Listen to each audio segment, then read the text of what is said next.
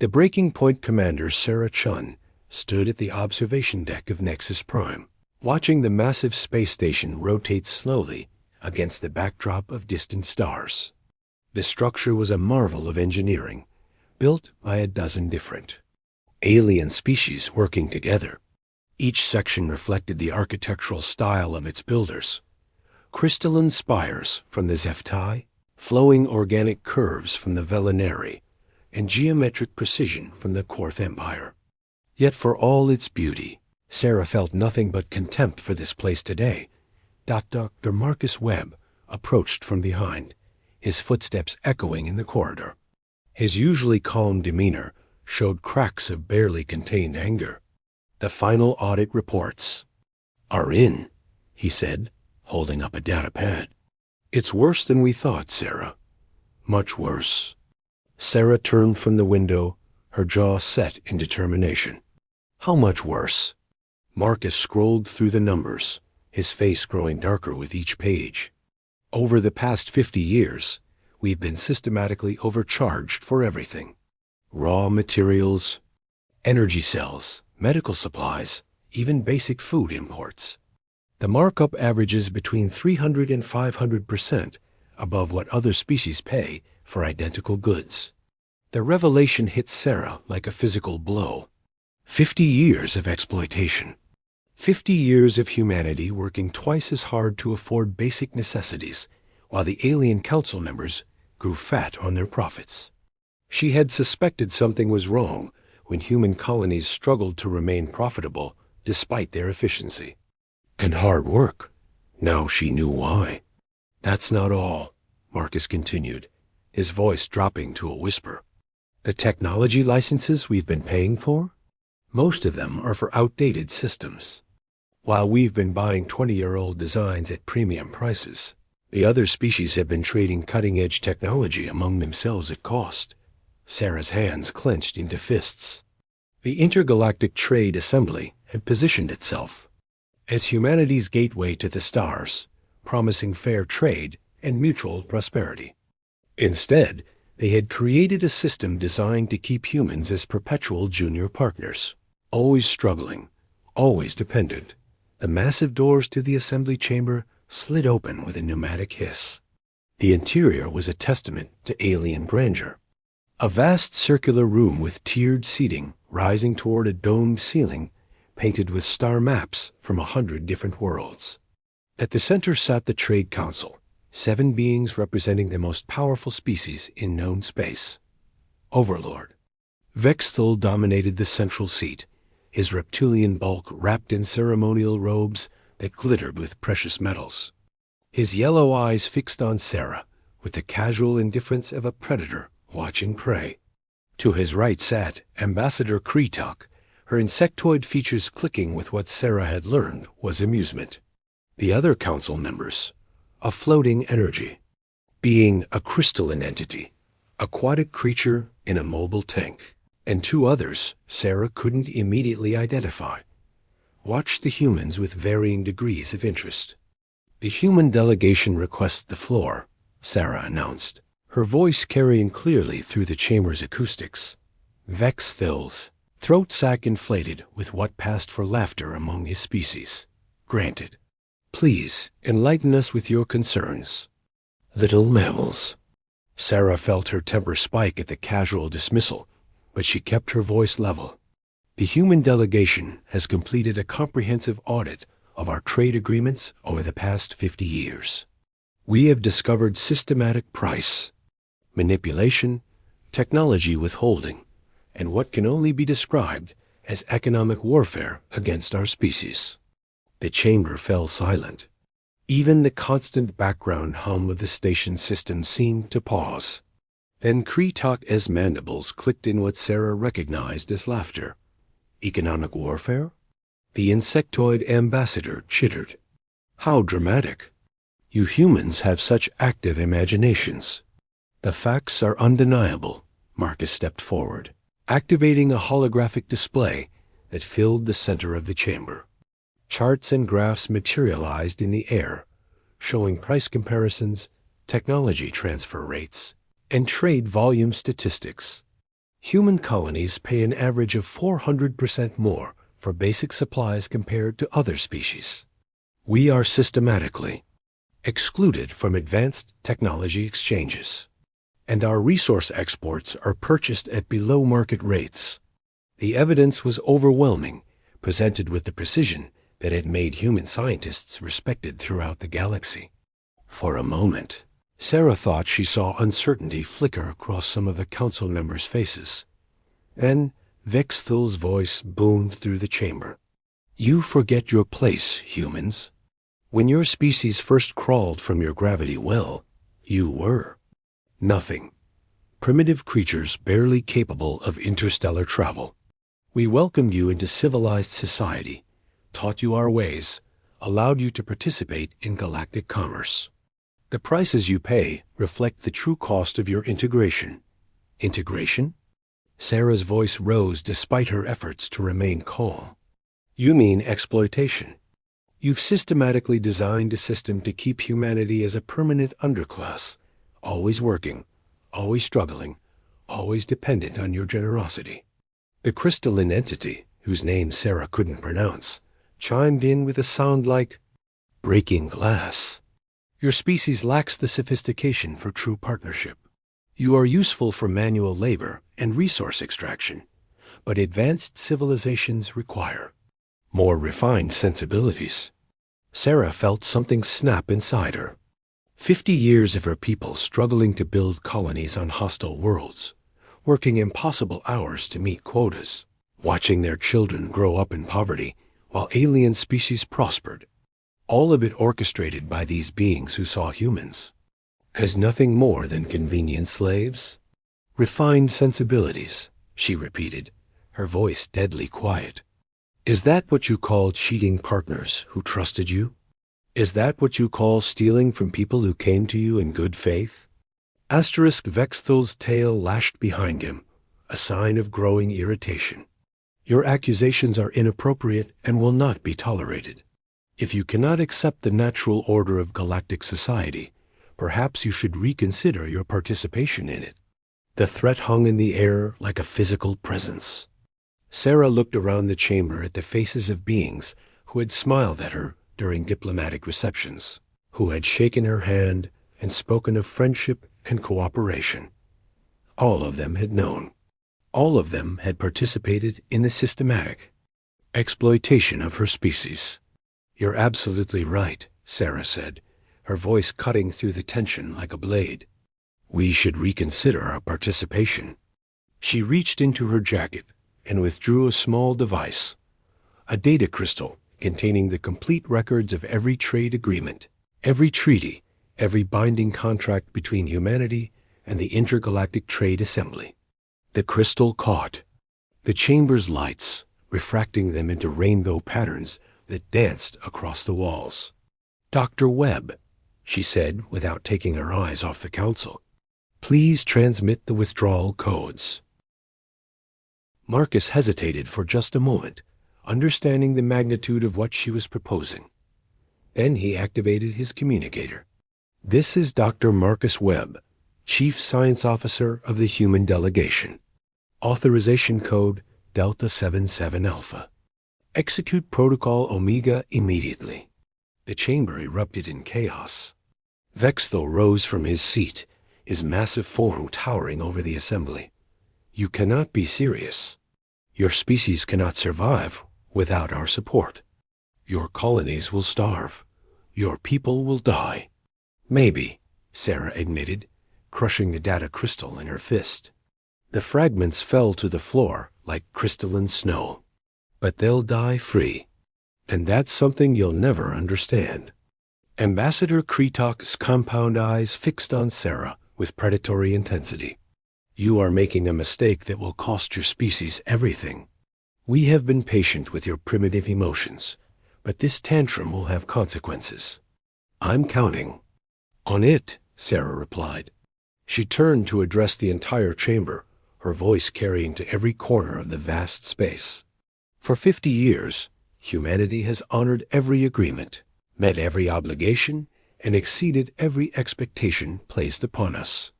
We have been model citizens of this galactic community. In return, you have stolen from us, lied to us, and treated us as second-class beings." She paused, letting her words sink in. "Today, that ends. As of this moment, humanity withdraws from all trade agreements with the Intergalactic Trade Assembly. We will honor no contracts, accept no shipments, and provide no resources to any member species." The floating energy being pulsed with what Sarah interpreted as confusion. "This is madness. Your species lacks the technology to survive independently. You will come crawling back within a year, begging for our forgiveness." Sarah smiled, and for the first time since entering the chamber, she felt genuinely happy. "We'll see about that." The Aquatic Council member's translator rendered its bubble filtered. Words into Standard Galactic. The human colonies produce 67% of the galaxy's agricultural output and 45% of its manufactured goods. This withdrawal will cause significant economic disruption. "Not our problem anymore," Marcus said, gathering his data displays.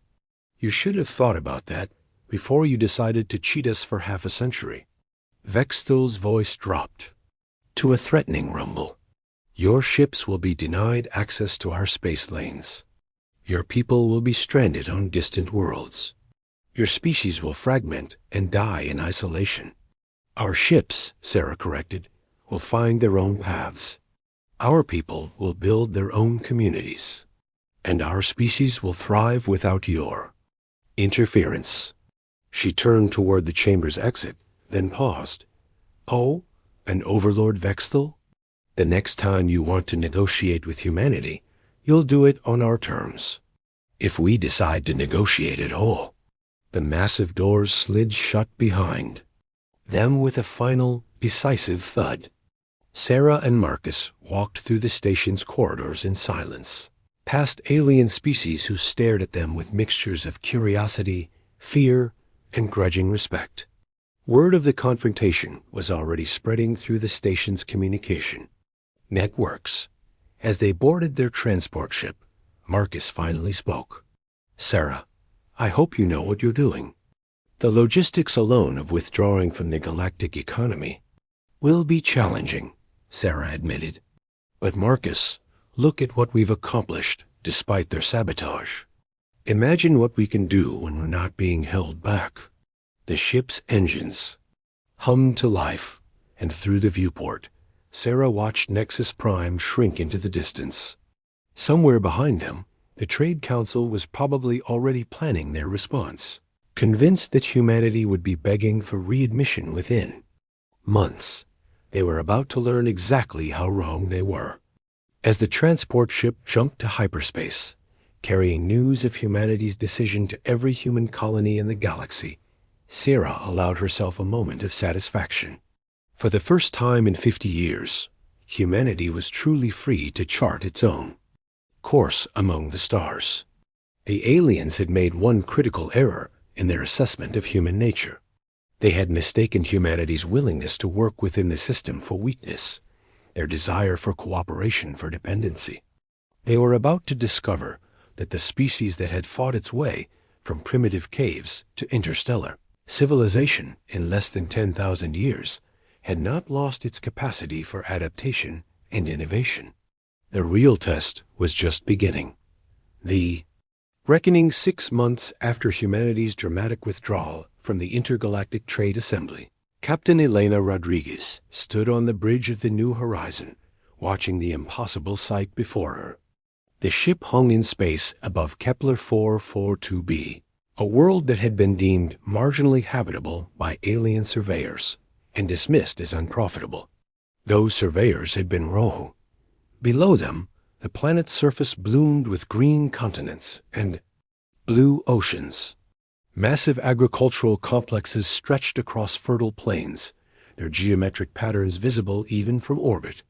Industrial centers hummed with activity, their lights creating constellations on the night side of the world. Most impressive of all, 3 massive space elevators rose from the planet's surface, their carbon nanotube cables gleaming in the system's dual suns. How many people down there now? Elena asked her communications officer. 12 million and growing, came the reply. The latest wave of immigrants from the Mars colonies arrived yesterday. They're projecting 15 million by year's end. Elena shook her head in amazement. Before the withdrawal, Kepler 442b had been home to a struggling research outpost of maybe 1,000 people. The alien-approved colonization plan had called for slow, careful expansion over several centuries. Instead, humanity had transformed the world in half a year.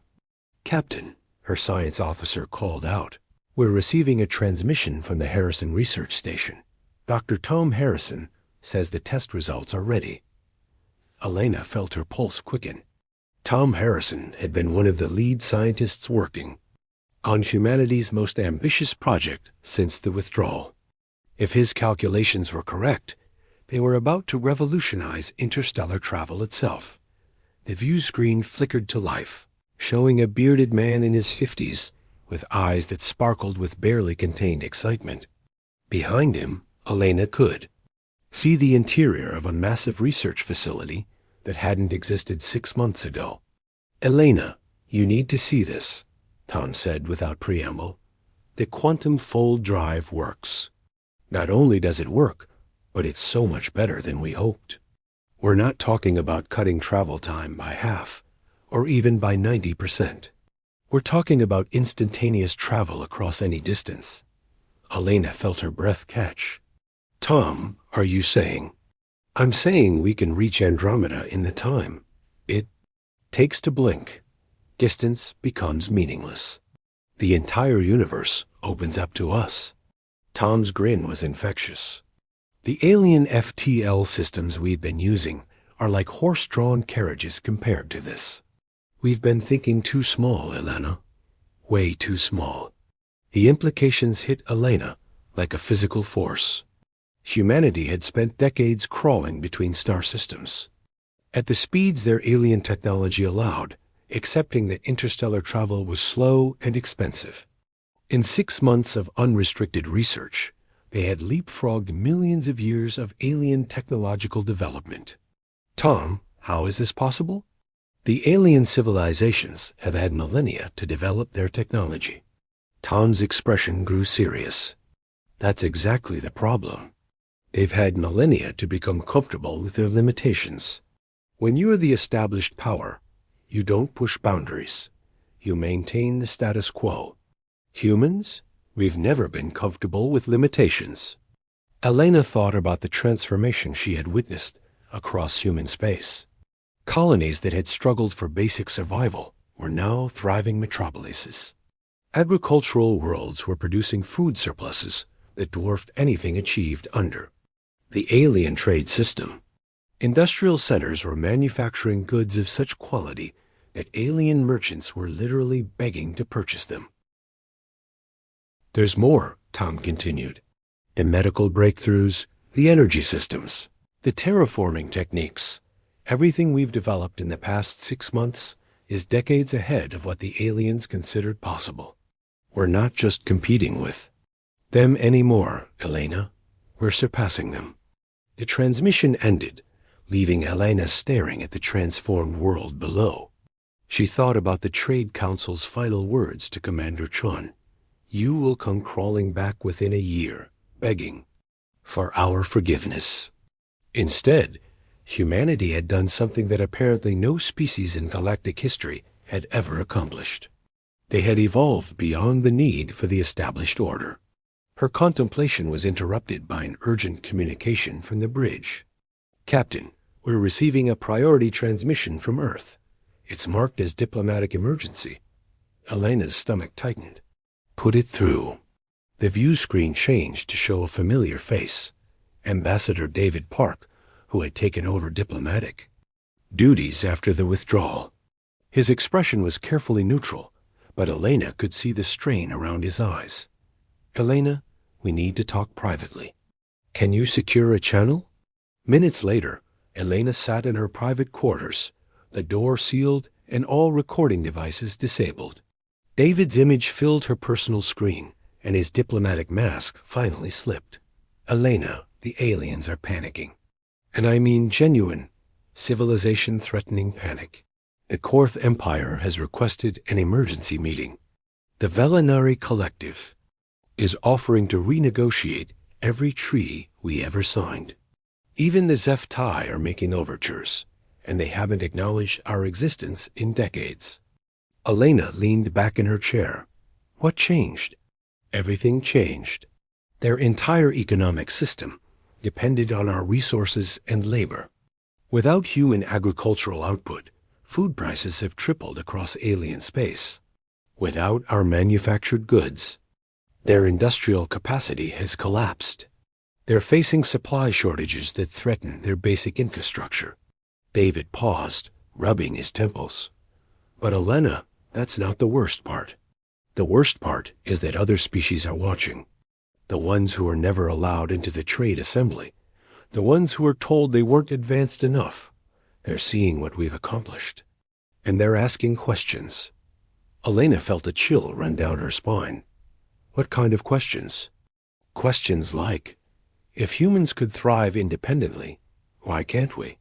Questions like, what else have the Trade Council species been lying about?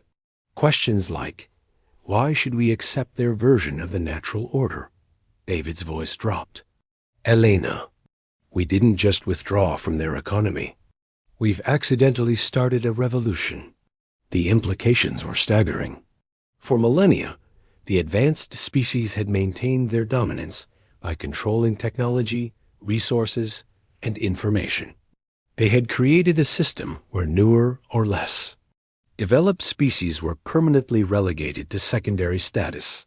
Humanity's success had shattered that illusion. There's something else, David continued. We've been monitoring alien communications. The Trade Council is split. Some want to negotiate with us from a position of strength before their situation gets worse. Others want to use military force to bring us back into line. Elena's blood ran cold. Military force? The Korth Empire has been mobilizing their fleet. They're calling it exercises, but our intelligence suggests they're preparing for a blockade of human space. They think they can starve us into submission. Elena almost laughed. The aliens still didn't understand. They were thinking in terms of the old paradigm, where control of space lanes and resources meant control of civilizations. They had no concept of what humanity had become. David, patch me through to Admiral Chun. I think it's time we showed them exactly how much things have changed. An hour later, Elena stood in the main conference room of the New Horizon, surrounded by holographic displays showing the positions of every human vessel in the galaxy. The data was overwhelming. In 6 months, humanity had built more ships than the entire alien fleet combined. But these weren't the slow, cumbersome vessels that alien technology required. These were sleek, fast ships powered by fusion reactors that made alien energy systems look primitive. They were armed with weapons that human engineers had developed without the artificial constraints of alien safety protocols. Most importantly, they were crewed by humans who had spent 6 months proving that impossible was just another word for untested. Admiral Sarah Chun's image dominated the central display, her face harder than Elena remembered. The confrontation with the Trade Council had changed her, forged her into something more dangerous than the aliens had ever imagined. The Korth Empire wants to play by the old rules, Sarah said, her voice carrying the weight of absolute authority. They think they can intimidate us with a show of force. They're about to learn that the old rules no longer apply. Elena studied the tactical displays. The Korth fleet was impressive by alien standards, nearly 1,000 ships arranged in classical battle formations. But human space now contained over 10,000 vessels, each one technologically superior to anything the aliens had built. Admiral, are we really considering military action? Sarah's expression was grim. Elena, they've been systematically exploiting and oppressing not just us, but dozens of species for millennia. They've built their entire civilization on the backs of others. When we showed that their system wasn't inevitable, that alternatives existed, we became a threat to everything they've built. The truth of it hit Elena like a physical blow. This wasn't about trade agreements or economic policy. This was about the fundamental structure of galactic civilization. The established species had created a system where they remained permanently on top, and they would use any means necessary to preserve that system. What are your orders, Admiral? We're going to show them what happens when you underestimate human ingenuity. Sarah's smile was cold as winter. Captain Rodriguez, you're going to take a fleet to the Korth Empire's capital system. You're not going to fire a single shot. You're just going to demonstrate our new quantum fold drive. Elena felt her heart racing. Admiral, if we can travel instantaneously ... then we can be anywhere in the galaxy without warning. We can bypass their defenses, ignore their blockades, and render their entire strategic doctrine obsolete. Sarah's voice carried the weight of certainty. Elena, they're about to discover that the species they dismissed as primitive has just rewritten the rules of warfare itself. The meeting ended with Elena staring at the tactical displays, watching as human ships across the galaxy began moving into position. In a few hours, the Korth Empire would learn that their threatened blockade was not just ineffective, but irrelevant. As the New Horizon prepared for its mission, Elena thought about the transformation that had occurred in just 6 months. Humanity had not just survived the withdrawal from the galactic community, they had evolved beyond the need for that community entirely. The aliens had made a fundamental error in their understanding of human nature. They had confused humanity's willingness to cooperate with weakness, their desire for peaceful integration with dependency. They were about to discover that the species capable of transforming barren worlds into garden paradises in 6 months was also capable of defending those achievements against any threat. The quantum fold drive hummed to life. Reality bent around. The ship and Elena Rodriguez smiled as the New Horizon stepped outside the normal rules of space and time. The reckoning had begun, and humanity was no longer asking for permission to claim their place among the stars. They were simply taking it